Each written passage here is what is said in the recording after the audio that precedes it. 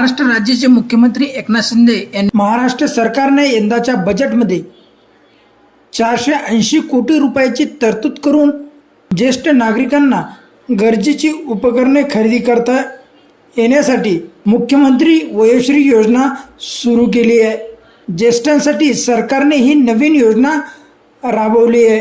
राज्यात समाज कल्याण विभागाची ज्येष्ठ नागरिकांसाठी काढण्यात आलेली वयोश्री योजना अंतर्गत 65 वर्षावरील नागरिकांना 3000 रुपयाची आर्थिक मदत देण्यासाठी महाराष्ट्र सरकारने यंदाच्या बजेटमध्ये 480 कोटी रुपयाची तरतूद केली आहे। बँक खात्यामध्ये 3000 रुपयेसह वृद्धावस्थेमुळे ज्यांना ऐकण्यास, दिसण्यास आणि चालण्यास अडचण येते अशा वृद्धांना चष्मा, श्रवण यंत्रासह अन्य आवश्यक उपकरणे देण्यात येणार आहे। कोणती उपकरणे या योजनेतून देण्यात येणार आहे ते बघूया। मुख्यमंत्री वयोश्री योजनेअंतर्गत 3000 रुपये रोख आर्थिक मदत करण्यात येणार आहे। तसेच काही आवश्यक उपकरणेही त्यांना देण्यात येतात। यात खालीलपैकी उपकरणाचा समावेश करण्यात आला आहे: चष्मा, ट्रायपॉड, कमरेसंबंधीचा पट्टा, फोल्डिंग वॉकर, ग्रीवा कॉलर, स्टिक व्हीलचेअर, कमोड खुर्ची, गुडघा बेस, श्रवण यंत्र इत्यादी उपकरणे या वयोश्री योजनेअंतर्गत देण्यात येणार आहे।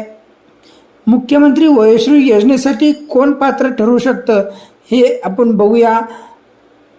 अर्जदार हा मूळचा महाराष्ट्राचा असावा अशी अट यासाठी ठेवण्यात आली आहे। अर्जदाराचे वय 65 वर्ष किंवा त्यापेक्षा जास्त असावे। अर्जदाराच्या कुटुंबाचे वार्षिक उत्पन्न 2 लाख रुपयापेक्षा कमी असावे। उमेदवाराला शारीरिक किंवा मानसिक त्रास होत असावा। अर्जदाराचे बँक खाते आधार कार्डशी जोडलेले असणे आवश्यक आहे। राज्यातील किमान 20% महिलांनी या योजनेचा लाभ दिला जाईल। या योजनेत सहभाग घेण्यासाठी कोणती कागदपत्राची आवश्यकता आहे ते बघूया। मुख्यमंत्री वयोश्री योजनेसाठी कोणत्या कागदपत्राची आवश्यकता आहे ते बघूया।